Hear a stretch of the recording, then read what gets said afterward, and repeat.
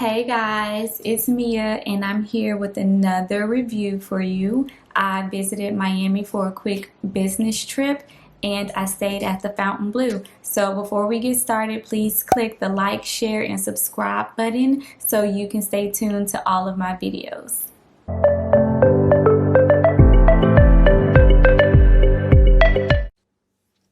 Okay, so here's a video from the lobby. You see these beautiful chandeliers to the right. It's an awesome bar that's over there. These doors are the arrival doors. It's pretty much where you will be dropped off when you come by Uber or taxi or friend, whatever the case may be. There's actually two arrival doors. You'll see the other ones in a second. I'm not sure what's up those stairs, but to the left is the concierge desk.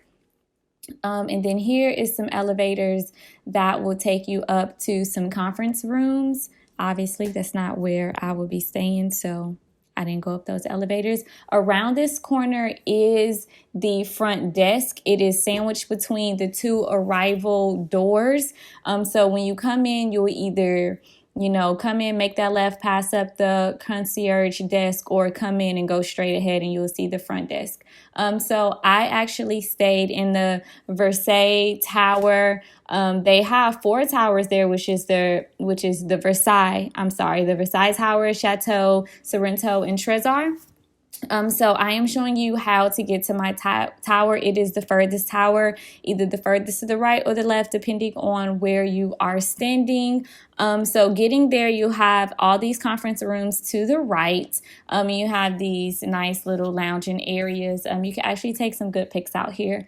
And then further up, you see the carpeted area. There's some escalators that take you to another level of conference rooms. But if you keep walking along the carpeted area, as you will see, there are three elevators that will be to the left, and those will actually take you up to the Versailles Towers, which is where my room is. Here are the keys. They're so cute with your name and dates on them. Here is the room door. As you can see, I stayed in 1086. The door was a little dingy, but let's keep going. So I had a standard king. This was the closet. It was pretty small, but I was only there for a few days, and who ever really needs the closet to be huge? So you can see the ironing board, the iron, everything goes in there. Paperwork, if you needed your dry cleaning, is all there for you to use. Stepping back, it's a shot of the front door, the mirror, the bathroom. Hey. So I shot this video the day that we were leaving, so I made the bed up. So if it's a little messy, don't come for me. I did that. But I do want to show you guys that the home dock was broken and that the headboard was a little dingy. I feel like they should have been able to fix both of those issues before anyone get in that room, but hey. So I watched the Olympics the entire time I was there. Up under the dresser, one side is for the mini fridge. Didn't take anything out of there as I came with my own water. Didn't use any of the drawers, but of course they're there for you to use as well. The desk had everything it typically has. So here is the seating area in another shot of the bed. You can still see that little dingy mark over there. So onto the seating area, I was a little upset because the couches themselves were also dingy, and I don't want you guys to feel like I'm being a stickler or anything like that. If you are familiar with Fontainebleau, you know that this place is super expensive even during the week. It doesn't matter. This place is super expensive because of all the amenities that come with the place. You see the dinginess on that corner right there. Yeah. But the place is really expensive. So again, not to be a stickler, I just feel like for the price that you're paying, your curtains shouldn't have stains on them. Neither should the headboard, and neither should the couches. They get paid more than enough money to get those things cleaned properly. So that did bother me. The windows were also dingy, but I know we've been in a pandemic, so they probably haven't had window washers out there to clean. The rooms next to me did have a balcony. So if you wanted this room, but with a balcony, you would need to be like in 1084, 1082, and descending down. So this was the room. It was really nice. The bed, though, was very uncomfortable. I did not sleep good at all. But on to the bathroom. The bathroom was very small, but again, I was just there for a short period of time, so it didn't matter. So you did need to completely close the door in order to get in the shower. I had already showered. That's why it's, wet in there.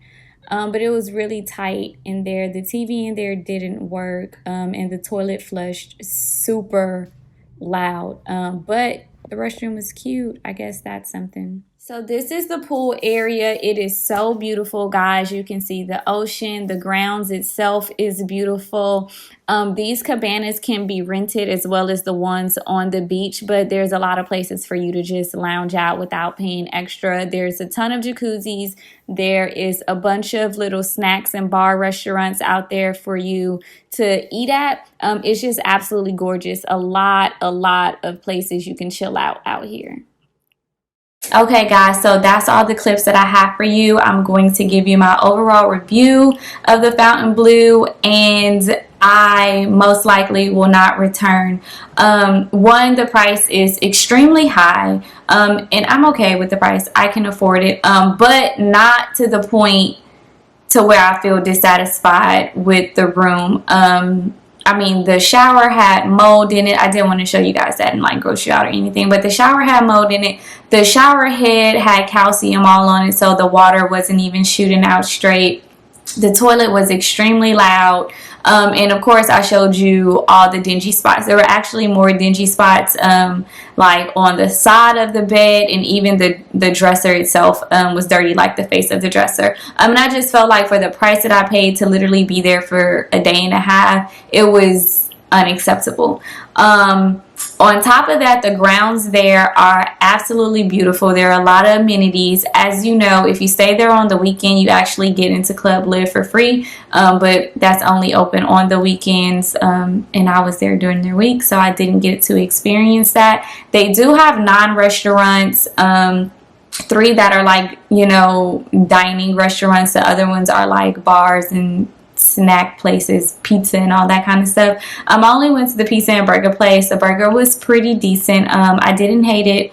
It was super big and my mouth is small, so that didn't help out.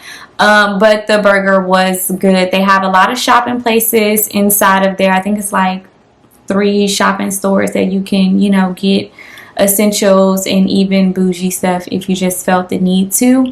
I do want to give you tips about the arrivals and departures. So again, they have like 2 semicircles. One is for arrival, so pretty much when you are coming to check in and all this, that, and the third, or if you left off the grounds and you're coming back, you'll always pull into the arrivals lane. You might need to tell your Uber drivers that. And then when you are leaving, you will go to the departures lane. So the departures lane is next to the chateau lobby. So just make sure, you can ask the concierge desk. They will, direct you to the right place. But you'll walk there, and that's where you'll get picked up, whether you're leaving to go back to the airport, leaving to just go and do whatever in the city. You will leave from the departures place. So out of 10, I would give Fontainebleau a 6, and the 6 is for all of the other things like the pool, the beach access, how beautiful it is, all of that kind of stuff. But the room itself and it just being literally unclean, I can't give it more than that. I won't go back. If I do, I would only go on the weekends so I can experience Club Live. But outside of that, not doing it. But I hope you guys enjoyed this review. Please make sure you like this video if it helped you out. If you have any questions, please feel free to comment and ask, and to subscribe so you don't miss out on anything else. Remember, I am a realtor, a landlord, a notary public, and a sunbeam. More about that later. But have a great day, guys. Thanks.